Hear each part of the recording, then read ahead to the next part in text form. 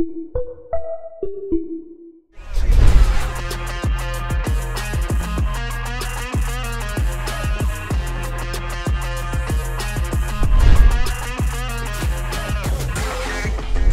so of our racing service, just in general, essentially to every European race, we take a double-decker truck. I think I sent you a picture of it. And effectively, this houses our whole race team. So with that, we have on site up to 2 seamstresses that work on the sewing machines, that can work on fit adjustments, repairs at the track, logo changes, and anything like that. Outside of that as well, we have a tech air technician who looks after our airbag servicing and everything at the track. We have a large number of people at the track that use our tech air systems, not just in Alpinestars leather suits, but we also work and provide the airbags for other manufacturers as well. And so with that, it's a lot of maintaining the systems, but also collecting data, feeding our algorithm to make the improvements as well. So between that and our seamstresses, we also have our racing service operatives, who are the link between the athletes and our technicians and seamstresses in the truck, who sort of convey the information, not just for the repairs at the track, but also for any work that needs to be done between the races as well. So it's a very active team of people. We attend every MotoGP race. Outside of Europe, it's the same type of setup. It's just logistically, it's more difficult to take a sewing machine to every race. So we just operate races such as Lombok in a different way, but always making sure that our athletes are more than covered for the weekend.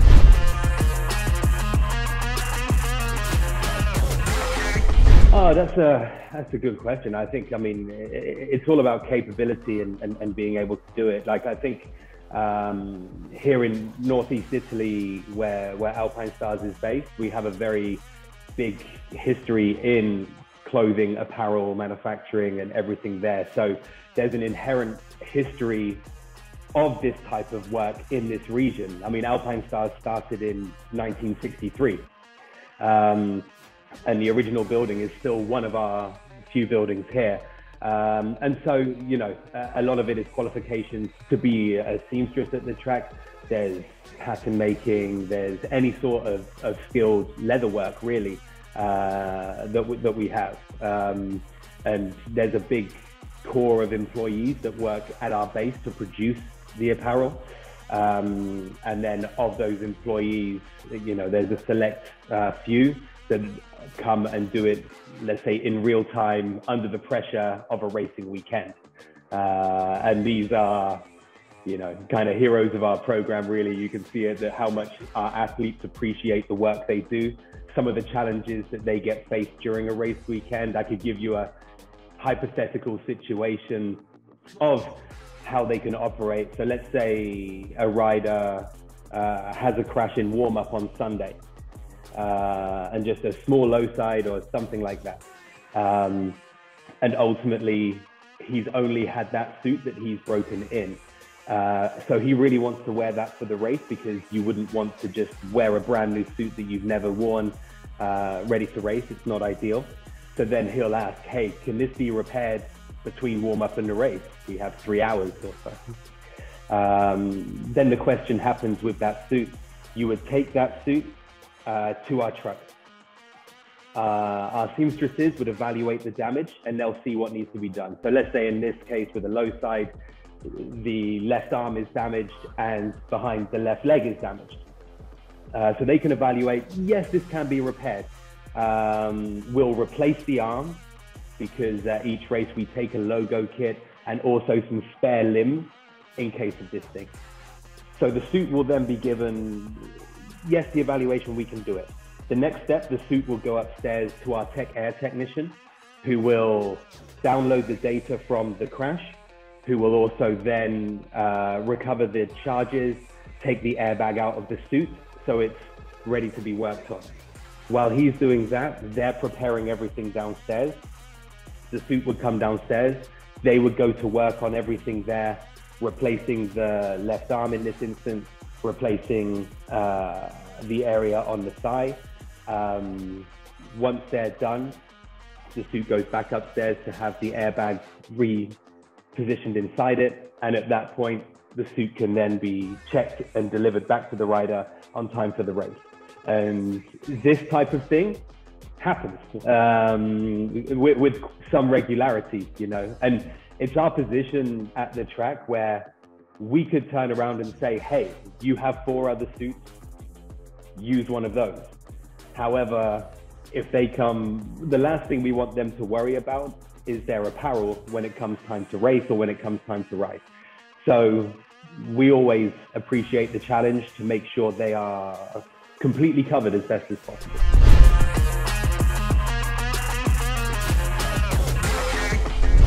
In general, we like to go into a race weekend with every one of our riders having at least 4 fully functioning, well-fitting, perfect suits. At least that many. From there, that's a good base to start. You have, you know, all the practice sessions, qualifying, warm up, and the race to get through. And so, for instance, this weekend in Lombok, the biggest challenge was after Qatar to make sure that we report everything that needs to be changed and done, so we can arrive in Lombok making sure everybody's level of product is optimized, which ultimately for these flyaways, logistics are tough and shipping can't be totally trusted. So our racing service also takes quite a lot of baggage to these races in order to make sure they're covered. So, you know, the logistics are really important, especially once we get out of Europe, to make sure we're completely covered. And time is always quite short as well.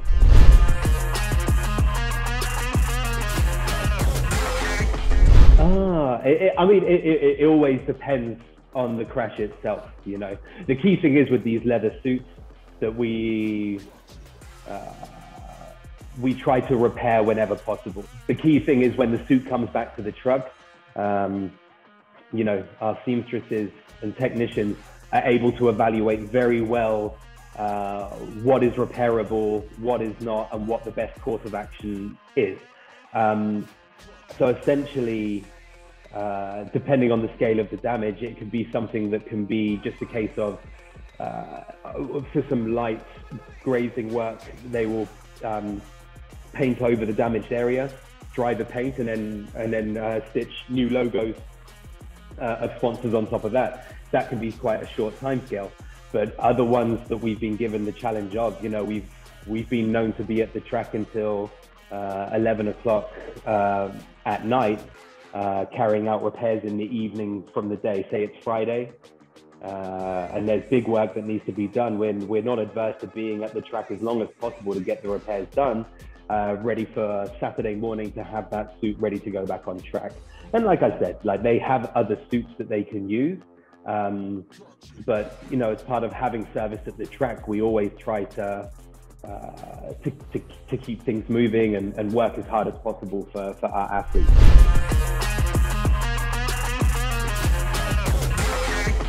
No, I mean, you know, like I said, our seamstresses and our racing service team, you know, each rider gets a very bespoke service. You know, if you're talking about modifications and things like that over the course of a season, bearing in mind a MotoGP rider doesn't get to ride his MotoGP bike in the off season, apart from, I mean, this year we had 5 days of pre-season testing since the start of the year. So that's the only time they've actually ridden a MotoGP bike. The rest of the time they've been out doing other training ready for the season.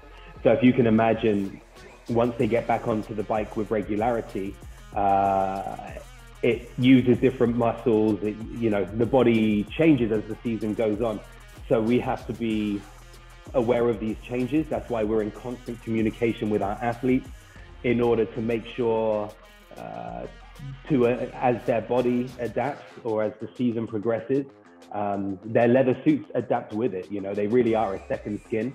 And so it's a constant work. It's not like we take your measurements in January, that's your suit for the season. There's a constant need for tweaking and modification. So it's not that they have their own technician each. I mean, that's why we have our racing service who are there getting the feedback. And then, the technicians are able to take that information. They're able to see, they're able to work on things. And so we give everybody a very bespoke service. What is good for one person might not work for another. So we just make sure in each individual case that we try to accommodate as best as possible.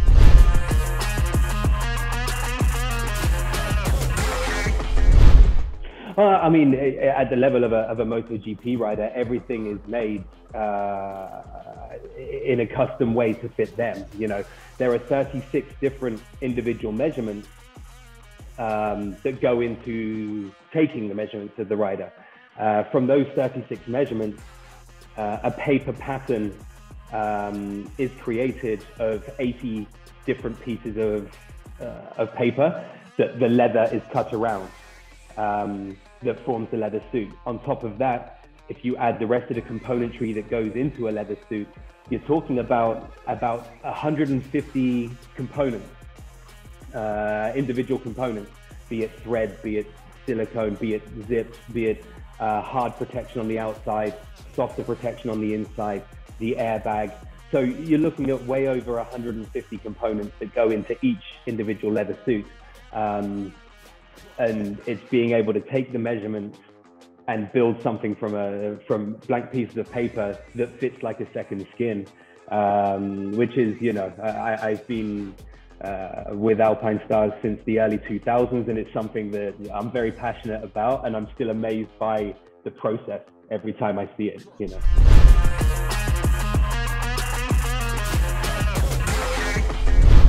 If we're talking about Marc Marquez's the big injury a couple of years ago, when he came back to racing, we ultimately want to offer options, and in the case of Marc, we were able to make some different adaptations that are slightly unorthodox, just to offer him ways to accommodate the injury, and we give him the choice of what's going to work best for him.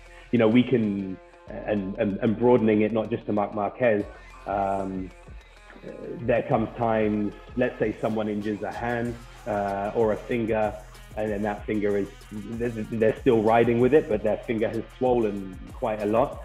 We work to make sure the finger can fit into that glove, and it's part of being active at the track at all times. We're able to adapt to these things. I think a few years ago, a prime example is Cal Crutchlow, who had an accident one evening with a cheese knife when in his hospitality, and he cut his finger quite badly, I think on Friday night. And it's something that you don't expect to happen once they're finished on the track for the day, but we had to work to adapt for him to be on the bike the next day. So we made an adaptation to the glove, because I believe he needed stitches, he had a bandage around his finger, and so all of a sudden his glove didn't fit. so we need to be prepared for anything that might happen. That's a very random occurrence, but it did happen. And so, like I said, we're constantly in communication with our athletes in order to make sure they have the best possible service.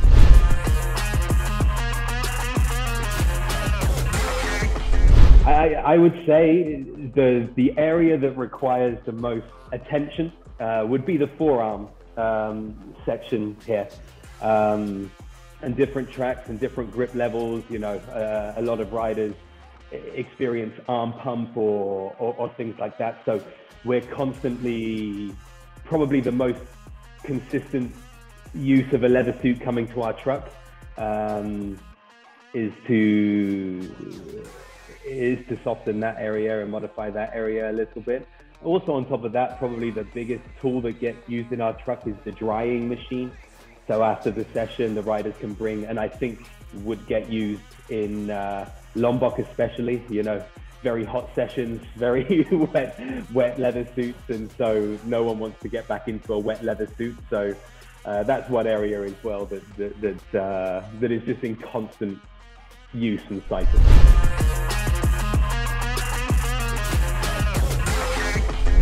Oh, that depends as well. You know, if you want to compare the different sizes of riders, like using the broadest spectrum necessary. If you stood Danny Pedrosa next to a Ben Spies, or Alex Marquez next to, you know, João Macia, for example, in Moto3, you know, it's there's big height differences, and of course the difference in size. So it's hard to put a general weight on things. We do like to try and keep everything from neck to toe combined together, as close to or below the 10 kilo mark as a broad reference. But it really, there's variations there. It's hard to put a specific weight on things because everybody is very different.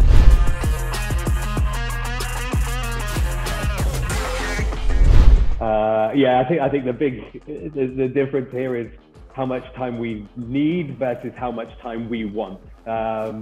So in general, the nicest way to do it, the smoothest way without stresses and with things moving constantly, from having the design confirmed to having the suit ready, it can take 2 or 3 days in different sections. However, as was evidenced last year, we had a replacement rider announced when Garrett Gerloff he rode in Assen, coming from World Superbike, and he rode in MotoGP in Assen last year. Now we had the confirmation of that. I believe it was on Wednesday morning that he would ride, and from Wednesday morning, then he would be on track on Friday morning in Assen. So it took most of the morning to get the design approved and okayed by the team. We started production on the suit on Wednesday afternoon. The suit was ready at, I think, midday on Thursday, which was an amazing effort. And from there, we had to get the suit to Assen. And unfortunately, the flights weren't helpful or anything. The reason I'm speaking so knowledgeable on this issue is because in the end, I drove the suit with a colleague. We drove to Assen. We arrived 3 o'clock in the morning. It was a 13-hour drive. And we delivered the suit on time for the first practice on Friday morning to Garrett. So the time it took to produce the suit there was probably maybe 8 continuous hours of work. But we don't want to work like that every time. So that's a variable question. Normally, we like to go through the different processes and departments, meaning a 2 or 3 day time period is ideal.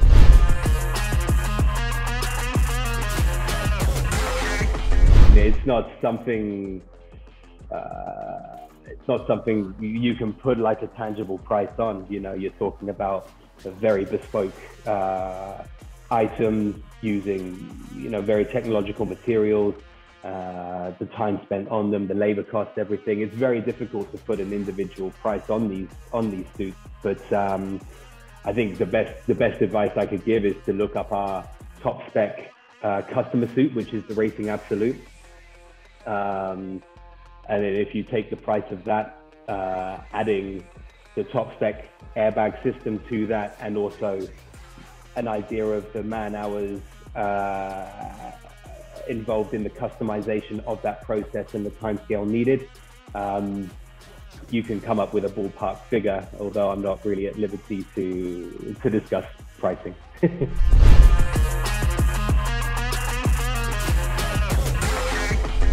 Oh, absolutely. This is also the second part of having such a presence at the racetrack, is actually to gain information. We've always had a policy, even since the 60s and 70s, of getting our information for product development from the top athletes using the product. And so every crash, every modification, every piece of development is a chance to move the product forward in the best and harshest proving ground. So, you know, like I said, every time a suit comes back, we take all the data from the airbag, for example. That feeds our algorithm in order to make it just function better. You know, these algorithms are built based on data. And so with more people using our suits, we're able to develop that. On top of that, like I said, we work with our individual athletes to find the best solutions for them personally, but you can also spot trends across the whole program as well, where we've done this modification for him, it's also worked for him, or it's worked for them.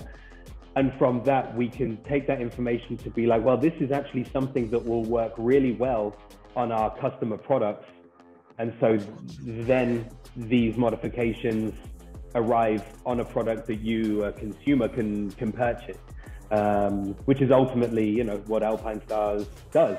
So yeah, there's a very direct correlation between what we do at the racetrack and product development for the consumer.